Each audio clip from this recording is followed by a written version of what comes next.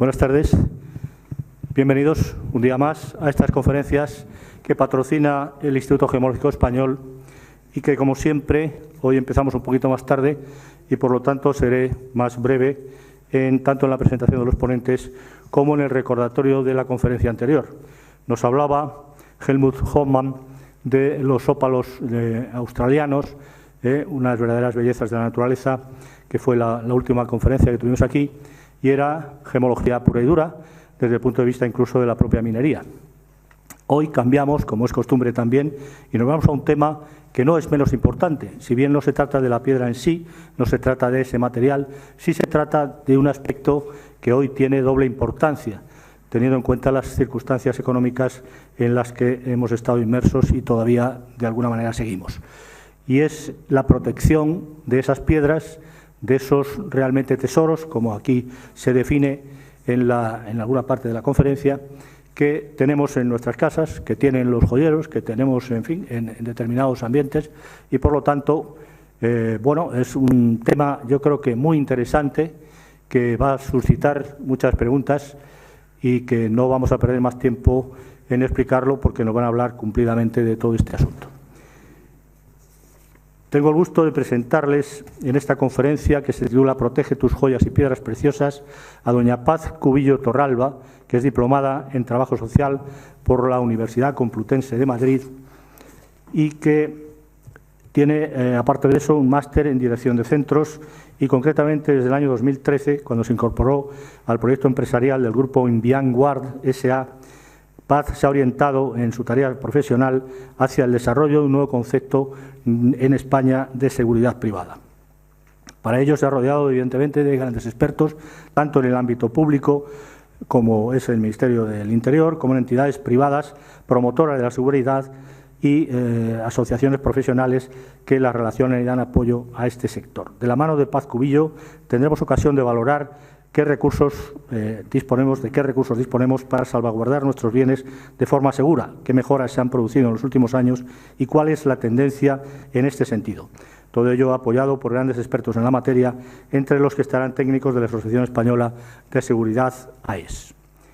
Por otra parte, nos va a hablar también en esta conferencia don Jesús Avezuela, que es letrado del Consejo de Estado y abogado, y que ejerce su actividad, doctor en Derecho, por supuesto, por la Universidad, es profesor universitario, doctor en Derecho por la Universidad Rey Juan Carlos, y asimismo profesor universitario. Es abogado en Brosetta, especializado en tareas de Derecho Público Regulatorio, y colabora permanentemente con empresas de seguridad privada y asociaciones del sector. Por lo tanto, es una autoridad en estos temas y creo que va a ser muy interesante, tanto desde un punto de vista como desde otro. Va a empezar, porque así lo han decidido, don Jesús Avezuela, hablándonos de estos temas de seguridad, de derecho, de cuál es la legislación que protege estos temas o que desarrolla estos temas, y posteriormente nos hablará doña Paz Cubillo de lo que hemos relatado ya, ampliando ese concepto. Sin quererles quitar más tiempo, cuando quieras, Jesús.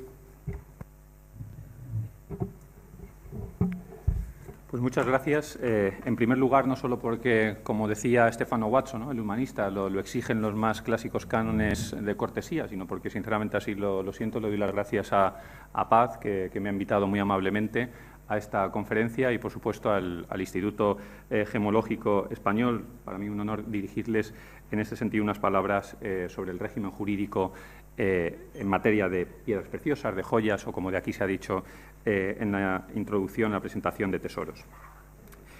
Quiero recordarles, en primer lugar, que cuando ingresé en el Consejo de Estado, recuerdo las primeras palabras que me dijo un colega, de cuando se ponía en un estrado a pronunciar un discurso, tener en cuenta siempre bien tres recomendaciones: saber qué decir, decirlo bien y marcharse a tiempo.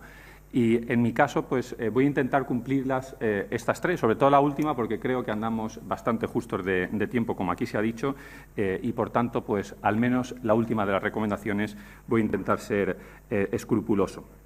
Además, tampoco me siento especialista en esta materia, aunque efectivamente pues, llevo muchas cuestiones de seguridad privada y ayudo y colaboro con diversas empresas y clientes que se dedican a este sector, el mundo de las joyas y las piedras preciosas no deja de ser un mundo que todavía hay cierto eslabón con mi tarea diaria. Pero, no obstante, voy a intentar hacer alguna anotación sobre esta materia. Una primera aproximación improvisada de un jurista, de un abogado, a este mundo, pues nos llevaría a decir, en primer lugar, que es un páramo, es un desierto en el ordenamiento jurídico lo que tenemos sobre la cuestión sobre la regulación de piedras preciosas, de joyas, etcétera. Sin embargo, y perdonen que vuelva a insistir con una anécdota personal, recuerdo que mi primera compatibilidad con el sector privado, dirigiendo la asesoría jurídica de un banco, el primer cliente tenía muchos menos años, y no les voy a decir cuántos para no levantar la liebre, que ahora, y el primer cliente que me sentaron en una mesa fue un señor que dijo que había descubierto un tesoro en las costas de Portugal y que qué consecuencias jurídicas tenía desde el punto de vista suyo, personal, ese descubrimiento que había hecho. Insisto que para mí en aquellos momentos me quedé ojiplático porque no, lógicamente, el ver en qué consecuencias jurídicas podía tener aquello, pues no sabía por dónde atacarle, por muy reciente que tuviese los temas de la oposición, pero la verdad es que en el momento en que abordé el asunto, realmente es una materia que tiene consecuencias jurídicas de todo tipo, que afectan a todas las disciplinas del derecho. Tiene consecuencias jurídicas fiscales, laborales, administrativas, regulatorias, hasta hipotecarias y casi podría decir hasta canónicas. Dejando esta cuestión a un lado, lógicamente no me voy a referir a todas ellas, sino que, como Paz me pidió, me voy a referir a la parte de seguridad privada y en ese sentido les voy a referir algunas cuestiones que me parecían más interesantes. Aparte de la Ley 17/1985, de 1 de julio, que ustedes bien conocen, sobre objetos fabricados con metales preciosos y de su reglamento de desarrollo, en materia de seguridad privada nos tenemos que centrar básicamente en dos normas. La Ley de Seguridad Privada, el Reglamento de Seguridad Privada, Ley de Seguridad Privada, que es del año 2014, es de hace poco más de un año, el 4 de abril de 2014 es cuando se publicó esta ley, y su Reglamento de Desarrollo, que sin embargo no es, aunque es Reglamento de Desarrollo, no es el Reglamento de Desarrollo de la Ley de Seguridad Privada del 2014, sino que todavía se mantiene vigente el reglamento anterior, el reglamento de la Ley de Seguridad Privada de los años 90, pero que sigue estando en vigor y que en este sentido, por lo menos por lo que a nosotros nos respecta, afecta y es plenamente aplicable. Dentro de lo que es la Ley de Seguridad Privada, el primer artículo que habla o que dice expresamente, o que se refiere, expresamente a joyas y metales preciosos es el artículo 5 de la Ley de Seguridad Privada. Y este artículo 5 dice que son actividades de seguridad privada o constituyen actividades de seguridad privada el depósito, custodia, recuento y clasificación de monedas, billetes, etcétera, etcétera, etcétera, y dice, y también de joyas, metales preciosos, además de otros, ¿vale? Por tanto, ya tenemos que configura, la Ley de Seguridad Privada configura como una actividad de seguridad privada el depósito, la custodia, el recuento y la clasificación de las joyas y los metales preciosos. Bueno, esto, sin más, pues, se puede calificar o se puede entender que es una actividad de seguridad privada, no tiene mayor trascendencia, pero sí que, sin embargo, un análisis un poquito más profundo lleva o conduce a analizar determinadas consecuencias jurídicas. En primer lugar, ¿qué significa que sea una actividad de seguridad privada? Y el artículo 5.2 dice que el hecho de que se configure como una actividad de seguridad privada significa que todas estas actividades, el depósito o la custodia de las joyas y de los metales preciosos, debe de llevarse a cabo a través de una empresa de seguridad privada. Por tanto, la primera consecuencia es que el hecho de que sea una actividad de seguridad privada es una actividad que está ligada ya, o que nos liga o que nos vincula a una empresa de seguridad privada. La segunda cuestión es, ¿y quién puede ser empresa de seguridad privada? Es decir, puede y permítanme el ejemplo, puede un joyero constituirse su propia empresa de seguridad privada. Pues bueno, la Ley de Seguridad Privada en ese sentido es muy exclusiva y dice que solo pueden ser empresas de seguridad privada aquellas que tienen como objeto exclusivamente el de empresas de seguridad privada y están autorizadas como tales para ser empresas de seguridad privada. Y en ese sentido, pues todos los artículos 17 y siguientes de esta ley son muy explícitos. Las empresas de seguridad únicamente podrán prestar servicios, sobre actividades previstas en el artículo 5.1, es decir, aquellas a las que me he referido anteriormente, el depósito de joyas, por ejemplo, y metales preciosos. O, por ejemplo, el artículo 18, cuando dice que las empresas de seguridad privada deberán obtener autorización administrativa, ser inscritas en el oficio en el registro correspondiente y únicamente dedicarse a esto. De modo que no puede existir una empresa que tenga un doble objeto, la de seguridad y otra cosa más. Aparte de lo que la propia ley de seguridad privada denomina como actividades compatibles y que en este sentido no voy a entrar. Otra de las preguntas que se plantea es cuando el artículo 5 habla de el depósito de joyas o metales preciosos, es qué se entiende por depósito. Porque, en el fondo, pues cualquiera de nosotros podemos tener cierto depósito, un depósito de joyas, de metales preciosos. La jurisprudencia en este sentido ha sido bastante clara. La Ley de Seguridad Privada no determina si debe ser un depósito civil o un depósito mercantil. El depósito civil es el que cualquiera de nosotros podemos tener en nuestra casa depositando unas joyas de un tercero o de nosotros mismos. Sin embargo, la jurisprudencia en ese sentido ha sido bastante claro. Cuando la Ley de Seguridad Privada hace referencia al depósito, se está refiriendo única y exclusivamente al depósito mercantil. Es decir, que el depositario al menos sea comerciante, primer requisito, que las cosas depositadas sean objeto del comercio, que el depósito constituya por sí una operación mercantil o se haga con causa o consecuencia de operaciones mercantiles. Esto que la jurisprudencia parece, como línea general, que lo ha dejado bastante claro, luego tiene matizaciones y que podemos, si quieren, podemos aplazarlas para el momento del debate. En segundo lugar, y dejando otras referencias aparte de la Ley de Seguridad Privada en esta materia, he citado anteriormente al Reglamento de Seguridad Privada, reglamento que, como os he dicho, aunque teóricamente desarrolla esta ley del 2014, es el reglamento anterior que desarrollaba la ley del año 92. Y aquí, sin embargo, sí que se refiere en más momentos, el reglamento de seguridad privada sí que se refiere en diversos lugares a este tema. En el artículo 32, por ejemplo, y siguientes, se hace referencia a todo lo que es el traslado de las joyas y materiales preciosos o las piedras preciosas, en los servicios de armas, en el artículo 81, con relación a este tipo de materiales, los establecimientos obligados en los artículos 127 y siguientes, etcétera. Y sobre este punto me quisiera detener un momento. ¿Cuáles son esos establecimientos obligados? ¿Cuáles son esos establecimientos a los que la ley y el reglamento, en este caso, les exige esa conexión con las empresas de seguridad privada? Y el artículo 127 hace referencia a tres tipos de establecimientos. Establecimientos de joyería y platería, y que posteriormente desarrolla cuáles son las características que deben de tener estos establecimientos. En segundo lugar, los denominados establecimientos de nueva apertura, y que aquí ahora no aplicaría. Y finalmente, galerías de arte, tiendas de antigüedades y establecimientos que se dediquen habitualmente a la exhibición o subasta de objetos de joyería o platería, así como de antigüedades u obras de arte. En cada uno de estos apartados, el reglamento establece toda una serie de requisitos que deben de tener todos estos establecimientos que se dedican a este tipo de actividades.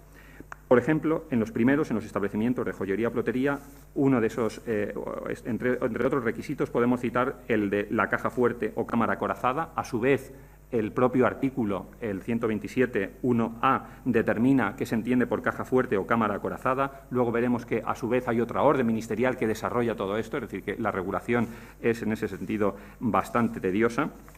Otro segundo requisito, por ejemplo, es todo lo relativo a los pulsadores antiatraco, que también tienen su regulación. Hay algunas conexiones en materia de pulsadores antiatraco con normativa comunitaria y normativa UNE. Rejas en huecos, puertas blindadas, protección electrónica de escaparates, dispositivos electrónicos, detectores sísmicos en paredes, conexión del sistema de seguridad con una CRA, con una central de alarmas, todo el tema de carteles identificativos e informativos, respecto a los cuales, por cierto, hay mucha jurisprudencia. Si los carteles informativos deben ser los del anexo y deben ser carteles normalizados, es decir, carteles establecidos en una determinada en la orden del Ministerio de Interior o no, etcétera, etcétera.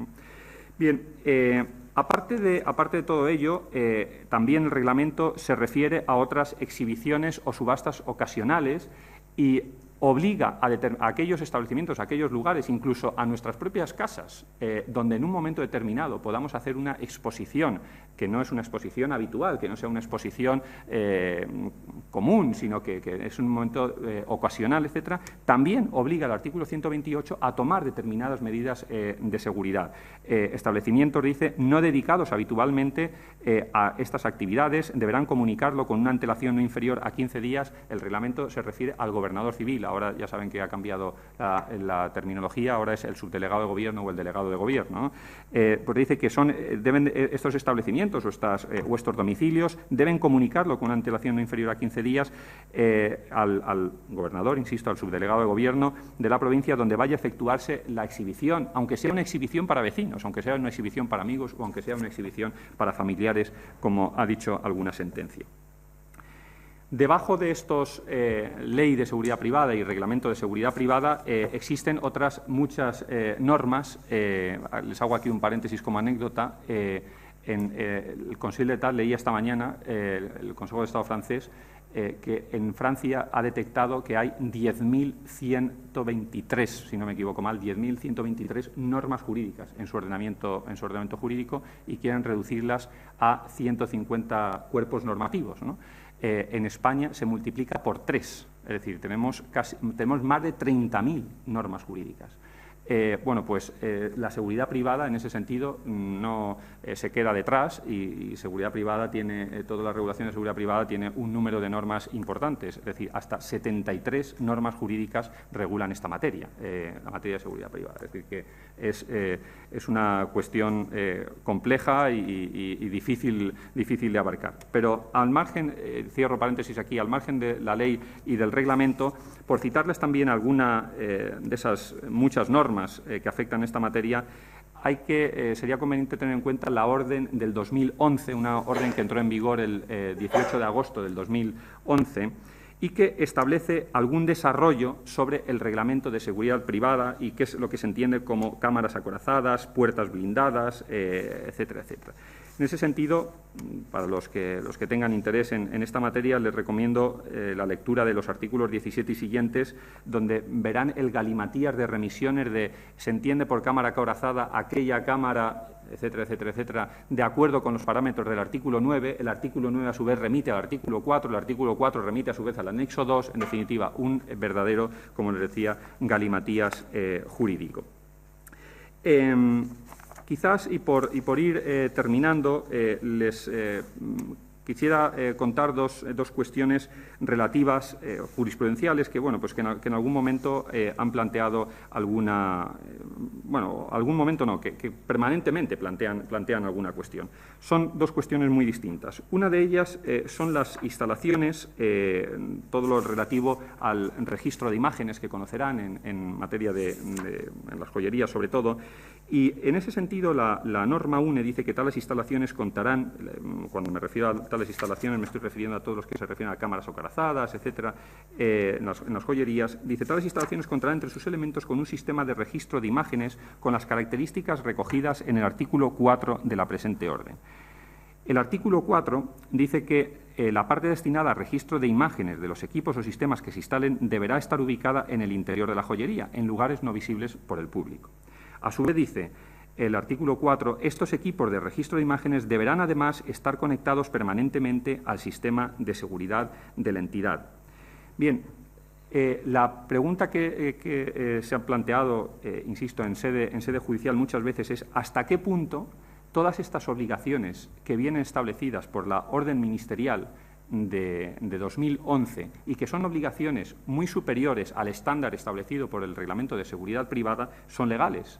¿Y por qué? Pues porque la orden ministerial es una norma de rango inferior, como bien saben, a lo que es el Real Decreto y, en ese sentido, alguna sanción o varias sanciones que ha habido en esta materia por no cumplir con estos requisitos de registros de imágenes del artículo 4 han sido anuladas vía judicial por considerar que la orden ministerial invade jerárquicamente aspectos o vulnera jerárquicamente aspectos del Real Decreto y que establece exigencias superiores a una norma de rango superior. La siguiente cuestión, insisto, muy diferente, también en materia jurisprudencial, es todo lo relativo a los robos, relación robo, seguros y empresas de seguridad privada. Son muy frecuentes en los últimos años las demandas que se plantean ante una situación de robo por parte de los seguros a las empresas de seguridad. Muy frecuentes porque el seguro ha tenido que afrontar el perjuicio económico como consecuencia de ese robo y que posteriormente la empresa, el seguro, la empresa aseguradora plantea una demanda frente a la empresa de seguridad por considerar que la empresa de seguridad ha tardado en dar la señal de alarma a la policía. Pues bien, existen numerosos pronunciamientos en los que se dice que la empresa de seguridad no es responsable, en modo alguno es responsable frente al su cliente y, por supuesto, tampoco frente a la empresa, frente a la entidad aseguradora, por el hecho de que se haya producido el robo. Es decir, el robo como tal no es automáticamente o no determina automáticamente la responsabilidad de la empresa de seguridad. El robo, siempre y cuando haya sido negligencia de la empresa de seguridad, porque haya funcionado mal el sistema, porque no se haya llevado a cabo el denominado protocolo de verificación de alarmas que establece el Reglamento de Seguridad Privada, etcétera, en esos casos sí. Si no es el caso, ahora, por ejemplo, la orden ministerial dice que se tienen que dar hasta 3 saltos de alarmas, hasta 3, y en tanto que no se produzcan los 3 saltos, no se puede llamar a la policía por parte de la empresa de seguridad. Si no se producen todos esos protocolos de verificación, la empresa de seguridad, en esos sentidos, siempre sale absolutamente indemne frente a las reclamaciones de los seguros o frente a las reclamaciones de sus propios clientes. Esto significa, por tanto, que sí que es conveniente revisar siempre bien los contratos, porque muchas veces dicen, bueno, no se llamó a la policía, pero tampoco se envió el servicio de acuda, etcétera. Bueno, pues todas estas cuestiones merecen ser bien tratadas en los contratos. Termino, creo que me he pasado ya, pero termino con algo que no tiene nada que ver con el derecho, pero que sí que le escuché a un colega sobre la belleza de las piedras, de los tesoros, de los materiales, y que el otro día, preparando esto, estaba leyendo, en mi lectura habitual, lo quise traer aquí. Y es que me decía este colega que la belleza de una piedra, de una joya, es más que una piedra en sí, una joya en sí, que es más que un precio, es un valor, es una obra de arte, va más allá de ese precio que se le puede poner en un momento determinado. Y esa belleza, decía este señor, tenemos que ser capaces de cuidarla, de admirarla y de apreciarla. Entonces, lo conectaba esto con mi lectura de un libro ya antiguo, pero que me gustaba, que es El alquimista, que no sé si ustedes lo habrán oído, que empieza con una fábula de Narciso, interpretada por Oscar Wilde, y que decía que cuentan que cuando murió Narciso, un hermoso joven que todos los días iba a contemplar su belleza en el lago, llegaron las Oréades, diosas del bosque, y vieron el lago transformado de un lago de agua dulce que era en un cántaro de lágrimas saladas. Las Oréades le preguntaron al lago que por qué lloraba. Dice, lloro por Narciso, dijo el lago. Entonces, las Oréades dijeron, hombre, no nos asombra. Ciertamente, Narciso era bello, y dice el propio texto, era como una piedra preciosa. Y dice, y al fin y al cabo, y a pesar de que nosotras, las Oréades, siempre corríamos tras él por el bosque, tú eras el único que tenía la oportunidad de contemplar de cerca su belleza. A lo cual responde el lago, ¿pero es que acaso Narciso era bello? ¿Acaso Narciso era como una piedra preciosa? Y dice, ¿quién sino tú podría saberlo? Respondieron las Oréades. Y dice, en definitiva, eran en tus márgenes donde él se inclinaba para contemplarse todos los días. El lago permaneció en silencio unos instantes y dijo, lloro por Narciso, pero nunca me di cuenta de que Narciso fuera bello, nunca me di cuenta de que Narciso fuera una piedra preciosa. Lloro por Narciso porque cada vez que él se inclinaba sobre mi orilla, yo podía ver en el fondo de sus ojos, en el fondo del reflejo de su piedra, reflejada mi propia belleza. Muchas gracias.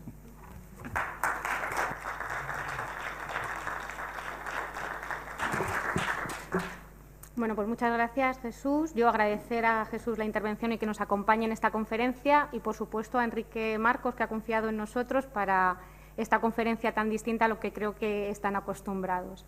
Venimos a hablar de seguridad. Jesús nos ha dado un montón de claves sobre legislación que efectivamente luego comprobarán que nosotros también hemos tenido que hacer un galimatías para poder dar el recurso que estamos dando actualmente en Madrid, porque sabemos que los días que corren, tanto para profesionales como para coleccionistas y para amantes de las joyas y las piedras preciosas, es muy difícil salvaguardar estos bienes. Muchas veces nuestras viviendas no están protegidas y no tenemos espacios donde hacerlo.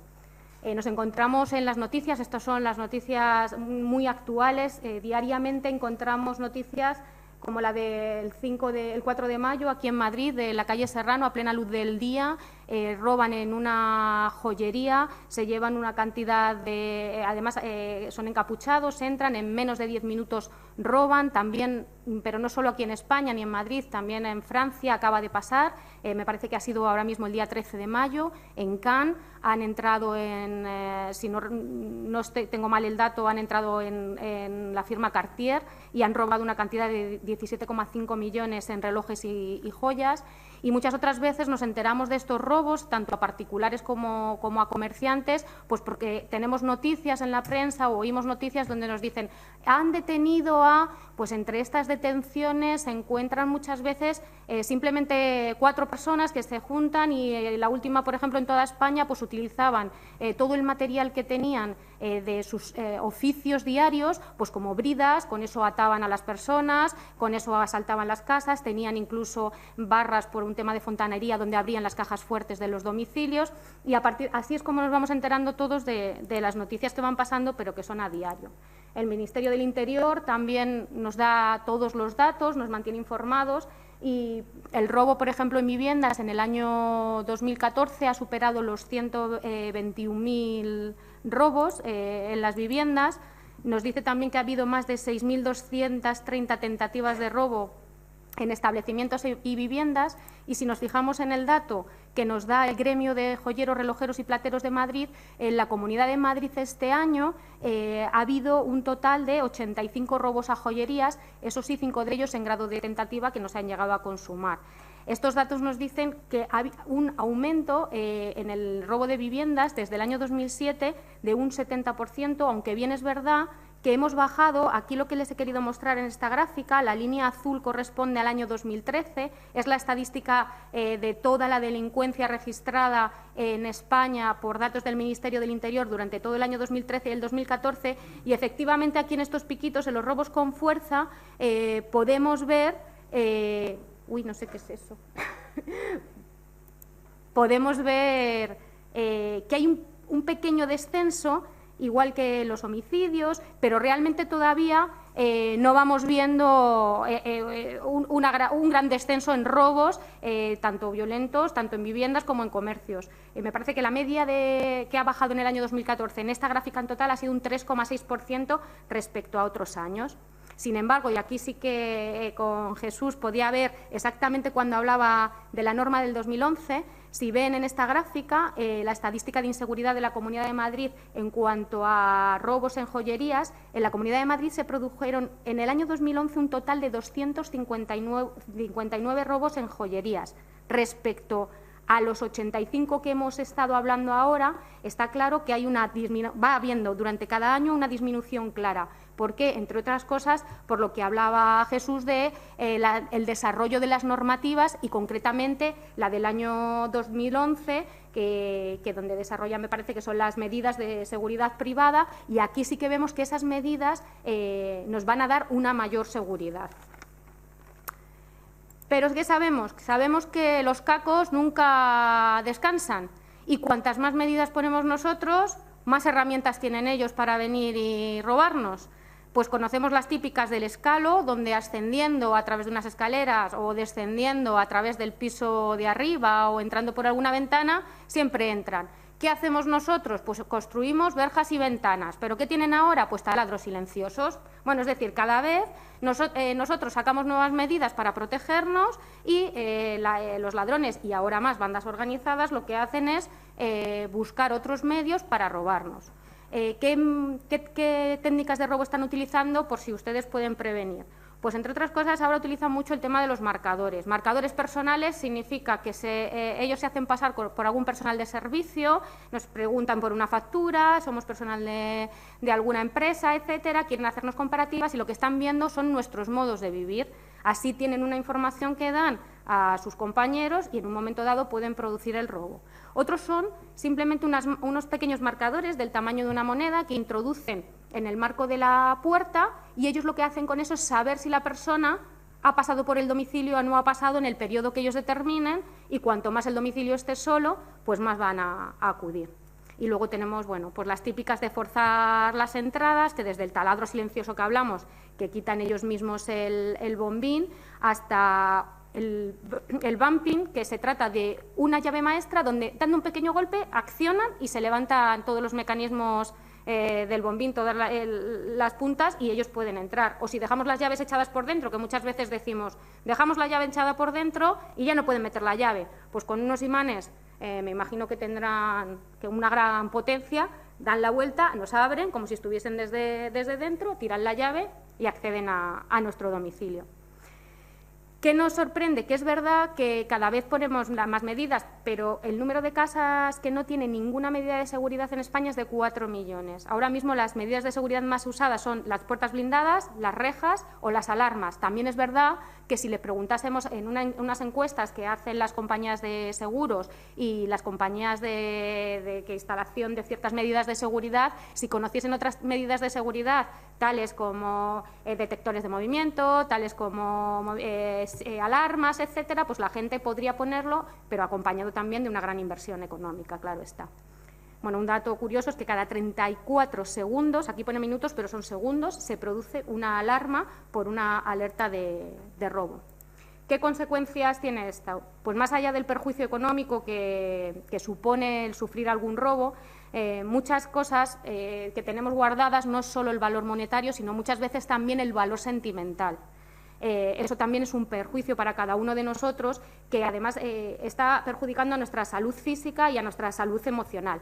También es verdad que hay veces que no sufrimos el robo en sí, pero cuando tenemos guardado algo, ya sea en nuestro domicilio, ya sea porque tenemos un negocio donde tenemos que guardar muchos bienes de gran valor, tenemos lo que se llama el miedo al robo.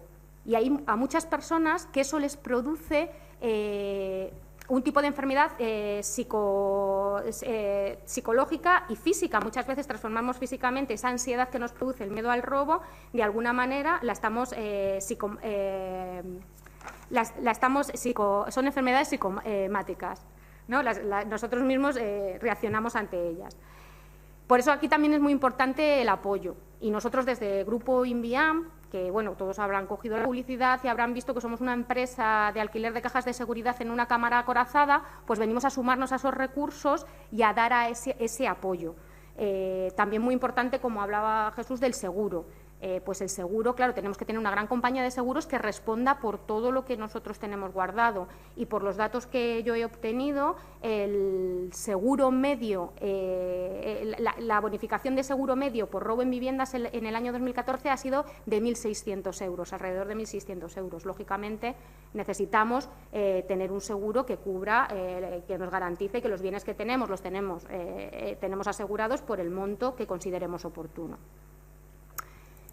A lo largo del año y durante muchos periodos, tanto instituciones públicas, sobre todo ministerios de Interior y Cuerpo de Seguridad del Estado, pues nos lanzan una serie de medidas de protección que debemos tener en cuenta pues para tener salvaguardados estos bienes, estas joyas, estas piedras que hablamos. Pues desde dotar de sistemas de cierre seguro a todos los accesos, instalar sistemas de alarma y, por supuesto, conectarlas, hacer visibles estos elementos de protección, lo que hablábamos de poner, visibilizar que tenemos cámara y que está funcionando, instalar un sistema por fuera, pulsador de alarma silenciosa por si acaso tuviéramos todo con la regulación vigente, en este caso en instalaciones, pero bueno, los comercios también se deberían tener, no acumular objetos de valor en los domicilios, si tenemos documentación relevante, ocultarla y dejar los documentos y objetos de valor en un lugar seguro antes de irse.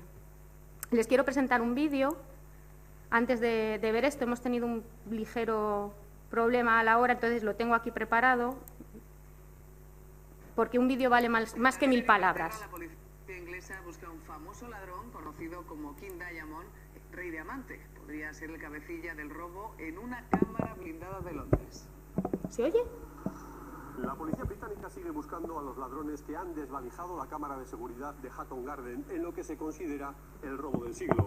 Más de 300 millones de euros en piedras preciosas, oro y dinero en metálico, aunque hay quien piensa que el botín puede ser aún mayor. La policía sospecha que el cabecilla de los ladrones es un hombre de color llamado King Diamond, Rey Diamante, que ya habría participado en otros robos parecidos. Scotland Yard sospecha también que los diamantes podrían estar ya fuera del país. Los tallados, dicen, se venden fácilmente en Dubái, en tanto que las mafias rusas se especializan en las piedras en bruto, que una vez pulidas entran en el mercado sin ningún problema.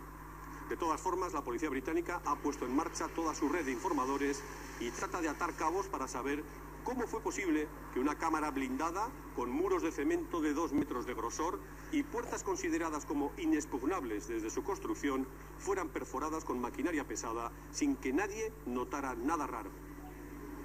Evidentemente tiene que tener un sistema de seguridad arcaico. Sorprende mucho que el personal de seguridad desactivase la alarma y estuviese desactivada durante toda la Semana Santa.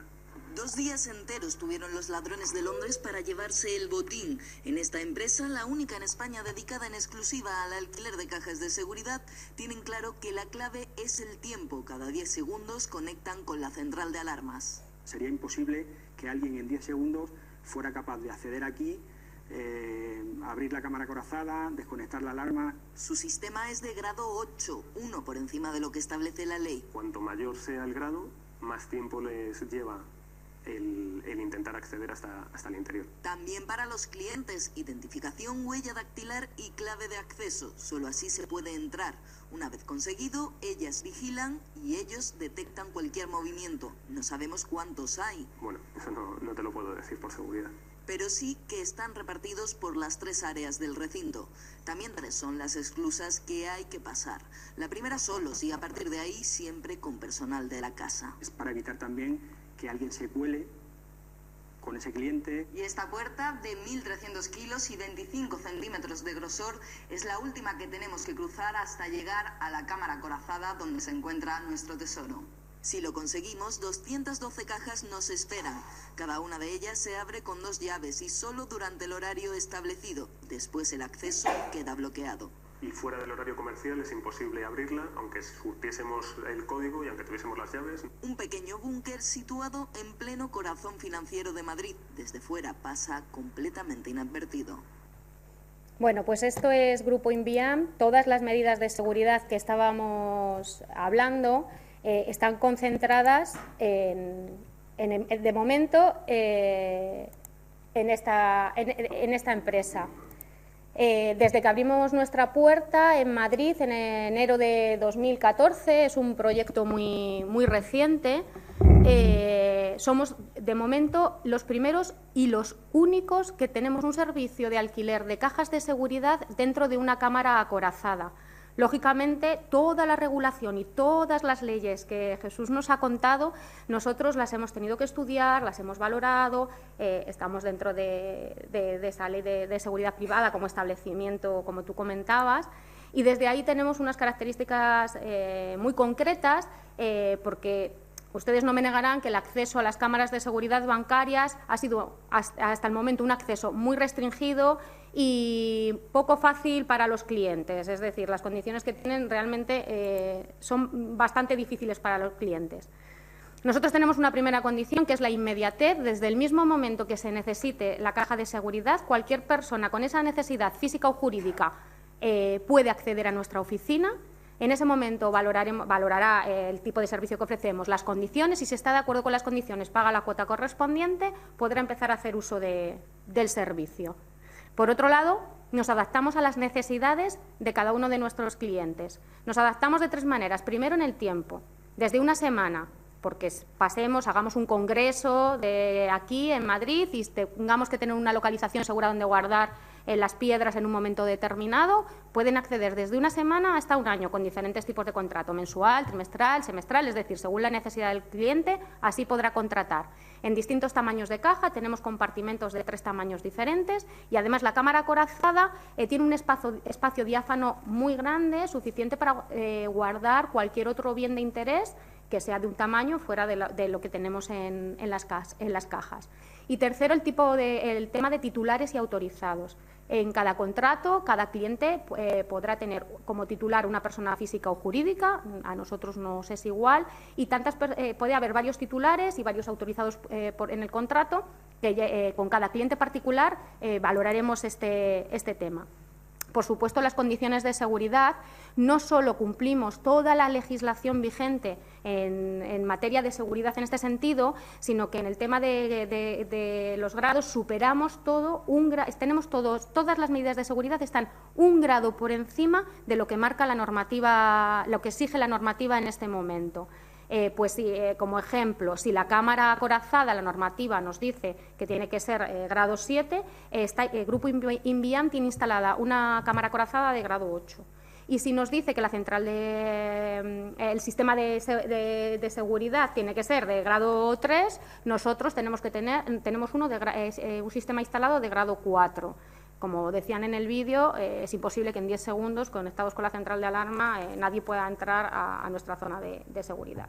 También es muy importante, yo creo, para la seguridad la localización que tiene el local. En la Plaza de San Juan de la Cruz número 6, que si alguien conoce la zona y estando donde estamos, que es que somos vecinos y estamos muy cerquita, sabe que tenemos a 350 metros el cuartel general del Estado Mayor de la Defensa, a 200 metros el Centro Superior de Estudios de Defensa Nacional, a 100 metros el cuartel del Ejército Español Conde de Humanes, a otros 100 metros están los nuevos ministerios y la comisaría de Chamberí está a menos de 1 kilómetro, a 900 metros. Es decir, estamos en una zona de seguridad ubicados que yo creo que también interesa por aumentar estas medidas. En cuanto al control de accesos, tenemos un control de accesos instalado, como han visto en el vídeo, que asegura que solo aquellas personas que tienen contrato durante la duración del contrato puedan acceder.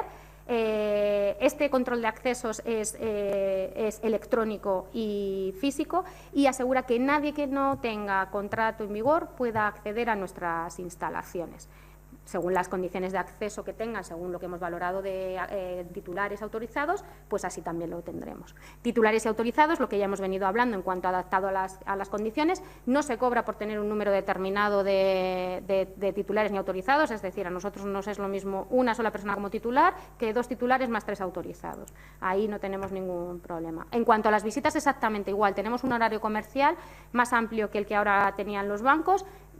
El cliente puede acceder y los autorizados a su caja siempre dentro del horario comercial, del horario de apertura de la cámara acorazada y sin ningún problema. Tampoco se cobran esas visitas. Y muy importante lo que hablábamos del seguro. Tenemos una gran compañía de seguros, un gran seguro que confía mucho en nosotros y por cada espacio alquilado durante el tiempo alquilado está asegurando 20.000 euros. Esos 20.000 euros es lo que ya va incluido en el precio. Si el cliente quisiera aumentar esa cantidad, podrá hacerlo, hacemos un presupuesto y por un módico precio pues se podrá hacer. Ventajas, es repetir un poco otra vez lo mismo, las medidas de seguridad por encima de la normativa vigente. En el vídeo hemos visto las condiciones arcaicas en las que están muchas cámaras acorazadas porque no se han ido sustituyendo, porque no se han ido modernizando, porque la ley creo que a las entidades bancarias les da una carencia de 10 años para ponerse al día. Esos 10 años terminan en el 2021, creo que es así, entonces muchas de ellas, la mayoría, no se han puesto al día. El tema de la localización, un lugar privilegiado en cuanto al acceso y en cuanto a las medidas de seguridad. El horario de atención, de lunes a viernes de 10 a 5 de la tarde ininterrumpidamente y los sábados de 10 a 2 y, por supuesto, que es un servicio completamente confidencial. El cliente guarda sus bienes, tenemos 3 zonas confidenciales donde no hay visibilidad por las cámaras, guarda sus bienes en la caja, ningún personal del Grupo Inviam conoce que está guardado ahí y nuestro seguro tampoco nos pide conocer qué es lo que hay guardado dentro, es decir, él da el seguro por descontado. He terminado. El importe del seguro, que ya lo hemos hablado, y los costes que podrán verlos en la página web, la temporada. Todo repetido. Y como ventaja, los convenios. Tenemos firmados en la actualidad diferentes convenios con diferentes entidades. Algunas son asociaciones, que está claro, pues una asociación, gremio de joyeros, plateros y relojeros, lo que quiere dar es un servicio añadido a sus asociados, o el Ilustre Colegio de Abogados de Madrid, pues lo que hacemos es, o la Asociación de Anticuarios de Madrid, como pueden ver ahí, acceden a nuestro servicio en unas condiciones ventajosas respecto al público en general. AO Ibérica, empresa que especializada en comprar y vender metales preciosos físicos, los cuales te los pueden entregar, pues también tenemos un convenio con ellos para que sus clientes puedan salvaguardar sus bienes ahí. Y luego, pues otros como Ferrovial y Acciona, que lo que hacen es dar este servicio a sus propios clientes, ofrecerles también en unas condiciones ventajosas. Espero que les haya gustado y ahora damos paso a...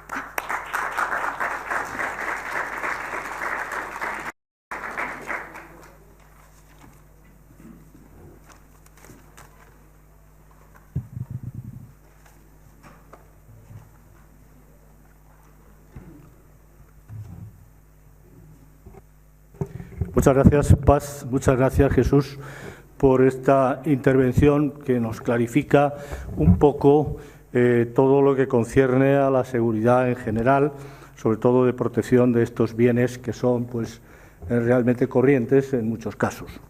Yo, bueno, creo que no tendríamos tiempo suficiente para todas las dudas que se puedan haber suscitado y que desde luego yo tengo. Pero, en fin, vamos a dar un turno de preguntas para todos aquellos que quieran preguntar o matizar algunas cosas sobre la... Enrique.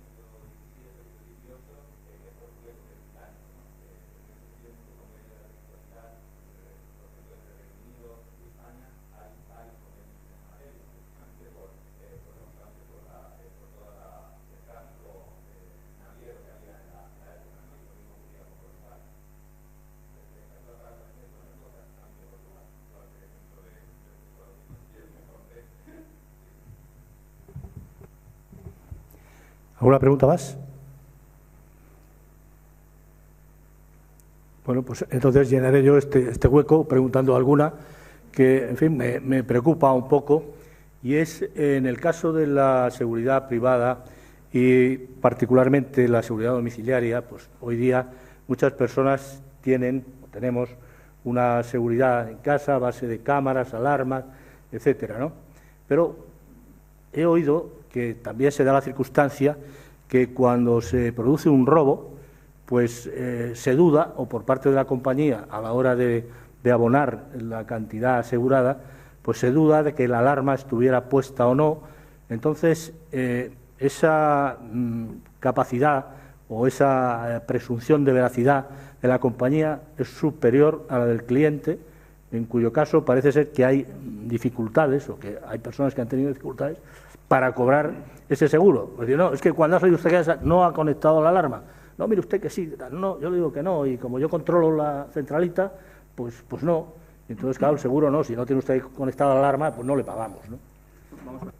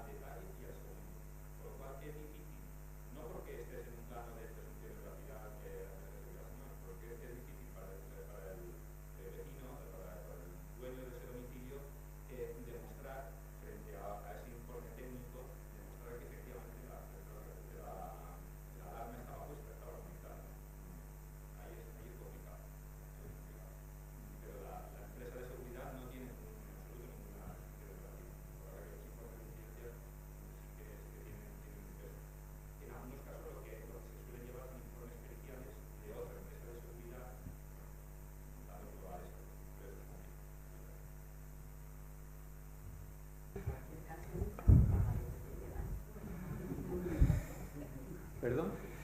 Que cualquier caso te roban y nunca pagan nadie lo que te han llevado. Bueno, todo depende, Pablo decía, todo depende del contrato de seguro que uno tenga y luego también es verdad, todo depende de eso y luego también es verdad que hay una parte que es la emocional, que es la de decía, que esa es, porque al final, cuando tenemos, como decía un colega que también decía estas cosas, tenemos todas y cada una de las facturas.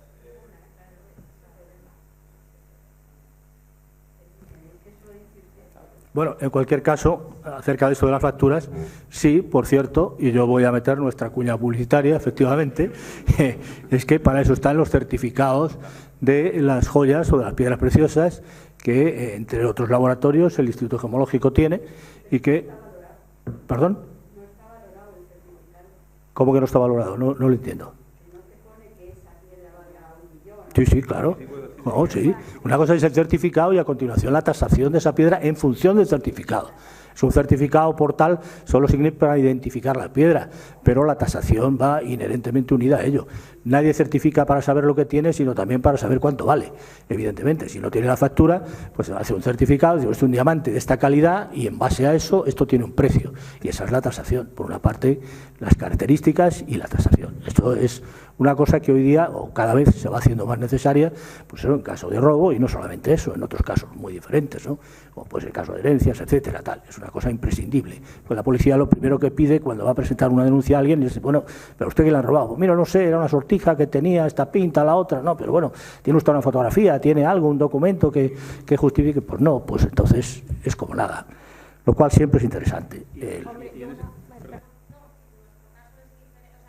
En cuanto a que sí puede estar valorado, porque lo que hace es cada cliente valora qué monto de seguro quiere tener en su caja. Es decir, yo quiero tener asegurado por 20.000 euros, que es lo que os tengo en el precio. Pues en el caso de que pasase una desgracia, pues son 20.000 euros, aunque la piedra que tuviese guardada costase 1.000.000 de euros. Pero si yo quiero tener 200.000 euros asegurados, también da la opción y pagan los 200.000 euros, ¿no? O sea, no hacen valoración de la pieza porque ya que es confidencial lo que se guarda dentro de la caja y el seguro no requiere saber lo que hay, él, claro, también está muy convencido de que allí no va a pasar nada, porque es muy difícil que allí pase algo.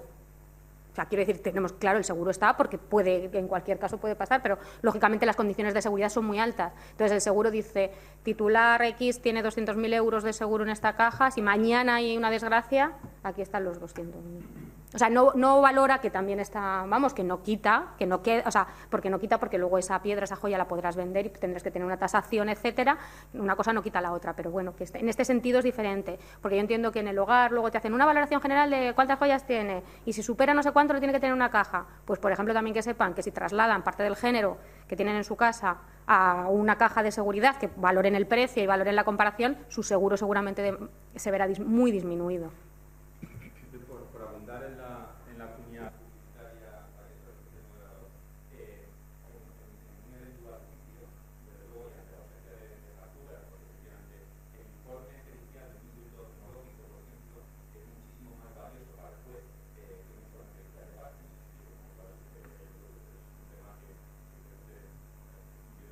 Puede ser interesante, evidentemente. Siempre puede ser interesante. Luego, ya prescindiendo de esos intereses personales, hay una cuestión que también es interesante, o que algunas veces algún amigo me ha hecho ver, y es las compañías de las alarmas, hablando de seguridad en general, instaladas en domicilios y tal, pues claro, tienen una cantidad, porque vas por Madrid, por cualquier sitio, y ves el nombre de compañías, y son cientos de miles de clientes. Entonces, esas compañías pues deben de tener por lo menos pues un establecimiento como la Telefónica para poder organizar todas esas entradas, todas esas alarmas que se producen, ese control. Eso por una parte. Eso yo creo que es inviable. No pueden tener, en fin, 500, 1.000 empleados porque no lo tienen, 2.000 o 20.000 empleados. Sería inviable, sobre todo por teniendo en cuenta el precio, que es un precio pues asequible relativamente, ¿no? Entonces, esa es una cuestión que a mí siempre me ha preocupado. Por otra parte, ese personal que tienen esas compañías está sometido a algún tipo de, evidentemente lo estará, ¿no?, de legislación que asegure que está fuera de toda duda su tanto fidelidad a la empresa como posteriormente la responsabilidad que tiene una vez que se vaya de la empresa. Porque claro, esas cámaras instaladas en la casa, resulta que estamos metiendo el enemigo en casa. En cada momento te están viendo o pueden ver un empleado que sea, en fin, malintencionado, pues puede estar perfectamente viendo todo lo que tienes en la casa, si estás o no estás, y eso no lo controlas tú, lo controlan desde la propia central. Entonces, son preocupaciones que surgen acerca de esto, hay miles, pero bueno, por decir alguno.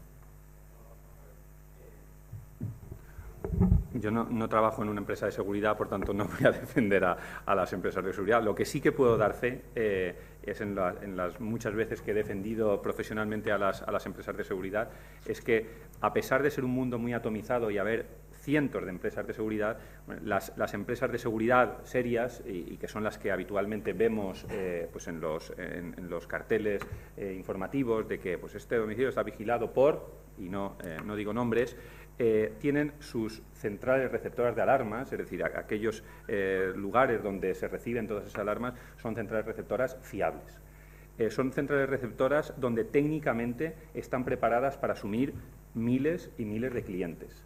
Y son centrales receptoras donde los técnicos que están al mando de toda la CRA tienen unos contratos diferentes desde el punto de vista laboral. Son técnicos de seguridad que tienen una regulación específica. No es cualquier empleado que le dicen, pues ahora tú te vas a trabajar aquí a la CRA y mañana estás trabajando de administrativo en el departamento financiero. Y no, es decir, es gente que tiene. Dicho esto, la comisión de un delito pues no lo garantiza en esta vida nadie, ¿no? Y que por poder ocurrir, pues evidentemente puede ocurrir. Ahora, en ese sentido, yo profesionalmente por las veces que les he podido defender, puedo dar fe de que en ese sentido funcionan de manera seria.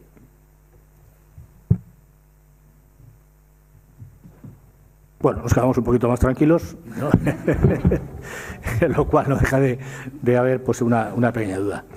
Entiendo que en el campo y por terminar, si no hay ninguna otra pregunta, en el campo tuyo de las cajas fuertes, me imagino que esas cajas pues tendrán una vigencia, como ya has dicho, un periodo de tiempo en el cual pues hay que cambiar el sistema.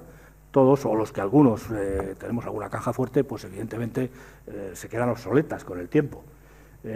¿Eso tiene algún tipo de mantenimiento en cuanto a continuidad de los modelos, en cuanto a cambio de los modelos? ¿Cómo influye eso en...? instalar las nuevas cajas. O sea, tenemos ahora mismo, llevamos 1 año y 6 meses, no llega funcionando. Son los modelos más nuevos que ahora mismo hay en el mercado, es decir, tenemos un estudio de mercado hecho en cuanto a cajas de seguridad. De hecho, superan el grado de seguridad que la normativa vigente establece, que no sé, en este caso sí, seguro que ellos lo saben un poco mejor, si es grado B o... Se pide grado A y nosotros tenemos grado B. O sea, es decir, nosotros ya estamos un grado por encima de lo que la normativa vigente exige. Tenemos, por supuesto, la empresa que lo mantiene, que es la empresa que las fabrica, que si tenemos algún problema de cerradura, de cualquier cosa, además se hable con la acción conjunta de 2 llaves, y el problema de cerradura puede ser porque uno de los clientes pierda una de las llaves que se da. O sea, es decir, no, ahora mismo no existe ningún otro tipo de problema porque es muy, muy joven. Y bueno, pues no, de momento ya digo que hemos superado la normativa vigente, todas las medidas de seguridad que se exigen en un grado, para no vernos en la tesitura de que mañana vuelven a regular, porque como salen tantas normas, y a los bancos efectivamente les dan 10 años de carencia. Pero tenemos claro que a una empresa de seguridad privada, que somos únicos, que no existe otra en toda España, no nos van a dar más tiempo del que pues como a las joyerías, etcétera, etcétera. Entonces, de momento, ese problema no lo tenemos. Bueno, no sé si a nivel privado también esto de alguna manera, no sé si lo conocéis o lo conoces, el problema, y es que claro, el que tiene la caja fuerte pues se queda obsoleta con el tiempo. Tienes una caja fuerte de hace 20 años en el domicilio. Claro, la reposición de la caja no la hace, no la cambia si pones un modelo nuevo, con lo cual es una inversión económica y tiene que ser cada X tiempo, cuando X pues es cada vez más pequeño, con lo cual pues claro, es un problema añadido, ¿no? Claro, yo creo que por eso hay que valorar que hay que valorar otras opciones nuevas que van apareciendo en el mercado. O sea, si ahora Grupo Invian puede ofrecer este servicio y puede ser sustituible a lo que se ha tenido antes, sobre todo porque efectivamente todas esas medidas de seguridad que estamos hablando, las cámaras, todo, o sea, nos evitamos todos esos problemas que tenemos en el domicilio. Nadie nos vigila. De hecho, ya he dicho, las 3 zonas donde cada uno manipula sus bienes, nadie sabe lo que manipula, porque son 3 zonas, que es los únicos 3 zonas de todo el local donde no hay visibilidad por las cámaras, para salvaguardar esa intimidad, ¿no? Sobre todo del bien y de que la persona manipulando sus bienes. Entonces, en ese sentido, yo creo que también hay que apostar pues por nuevas formas de guardar las joyas, las piedras preciosas, las colecciones, tener, además del beneficio económico que supondría para uno, yo creo, el trasladar cierta cantidad de sus bienes a estas cajas. Simplemente por eso, porque el coste anual, por ejemplo, de una caja pequeña, estamos hablando, son 250 € más IVA, que si eso le descuentas lo que te quitan del seguro, lo que no pones de videovigilancia, o sea, que al final yo creo que la cuenta sale y que sabes que las medidas de seguridad, pero vamos, estáis todos los asistentes, todos y todas, invitados a pasar, a verlo y a poder observarlo. Eso sí, cualquiera que venga tiene que traer su documento de identidad y estar dispuesto a que se le grabe, a dejarnos su documento de identidad y a grabar una de huella dactilar para poder entrar a la localización y así poder ver el producto, y una vez que ya se ha visto, cada uno decide lo que quiere. Estupendo. Bueno, pues yo, por mi parte, pues sí, cojo esa invitación, la tengo en mente y seré uno de los que me pase por allí. Pues sobre todo por la proximidad a mi domicilio. Claro. Y ya por último, una pregunta que me surge a raíz de esto es que en los bancos, tú cuando tienes una caja en un banco sí te cobran por cada vez que pase de un número determinado de veces que tú vas a abrir esa caja. ¿Esto sucede lo mismo? No, nosotros en este momento, vamos, desde que hemos iniciado el proyecto, no cobramos por las visitas, porque entendemos que los bienes son de uno y cada uno puede visitar sus bienes y entrar y salir las veces que quiera. Para eso está el servicio.